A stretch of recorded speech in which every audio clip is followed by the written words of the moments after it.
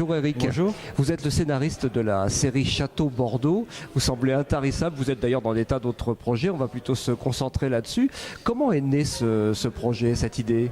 Château Bordeaux, c'est une envie de Jacques Glénat, éditeur, éditeur des Gouttes de Dieu, entre autres évidemment, qui a eu l'idée, l'envie de réaliser une bande dessinée au format un petit peu plus européen que les Gouttes de Dieu, qui sont un manga. Et donc il m'a demandé de réfléchir à une idée autour du vin de Bordeaux, étant donné que j'habite à Bordeaux depuis à peu près une trentaine d'années.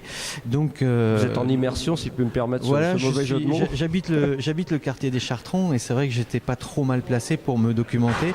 Donc c'est Jacques Glénat qui a impulsé l'idée et qui m'a laissé d'ailleurs toute liberté pour écrire l'histoire que j'avais envie. Comment vous êtes entré dans ce milieu-là? Vous aviez une documentation? Vous connaissiez déjà des gens? Comment vous avez travaillé concrètement? Alors, ça s'est passé sur plusieurs années. Donc j'ai récolté des informations pendant 3 ans sous diverses formes, notamment en allant rencontrer les gens, les acteurs de la filière du vin.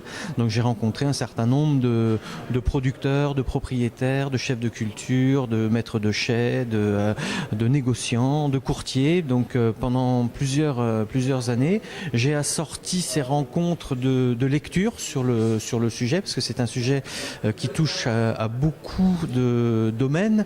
On est en même temps dans la géologie, puisqu'on parle de sous-sol, on est dans l'agriculture, on est aussi dans le commerce, puisque le vin, il faut bien le vendre. Donc on est dans la chimie, parce que le sucre se transforme en alcool. Donc on touche à plein de domaines. Et donc le côté humain, bien entendu, parce qu'il y a des arches narratives autour de ce... Et derrière tout ça, bien sûr, une architecture humaine, bien sûr, puisque Château Bordeaux est une saga familiale. Donc on touche à plein de domaines, et c'est tout un tas de gens que j'ai été rencontrer pendant des années avant d'écrire la moindre ligne de fiction. C'est super. Alors cette série, elle en est où exactement? Elle va continuer? Il y aura combien de tomes? Vous avez déjà une idée là-dessus? Là, nous, au moment où on se parle, le tome 7 est sorti en septembre. Le tome 8 est en préparation, et j'ai déjà écrit moi le tome 9 qui sera le dernier tome de la série.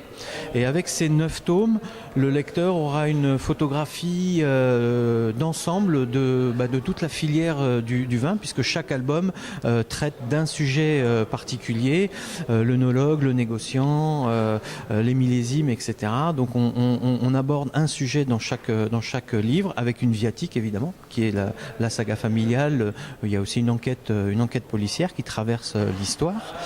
Et voilà, donc la série sera complète en 9 tomes. D'accord, très bien. Est-ce que vous avez un site vous-même sur lequel on peut suivre votre autre actualité, ça et le reste et tout le reste? J'ai un site qui est géré par une personne, oui effectivement, un Facebook en fait qui est géré par une personne cette personne qui n'est pas moi.